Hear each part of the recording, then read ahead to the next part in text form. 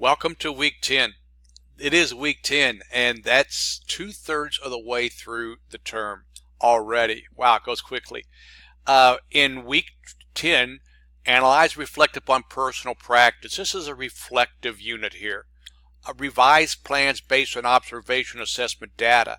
And the discussion question kind of goes to that. Share an activity that went well. Provide detailed instructions. Provide your class with description of student teaching environment. Makes it quite a difference.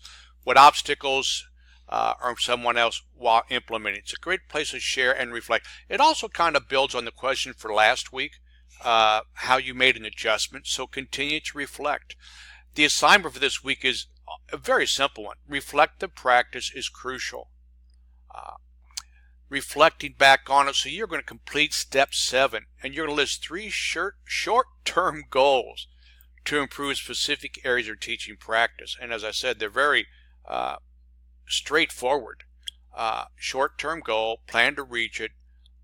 I plan to improve the way I assess students. My goal is to gather better data before I begin teaching. My goal is to make sure my standards, objectives, activities, and assessments all align, and what you're going to do that.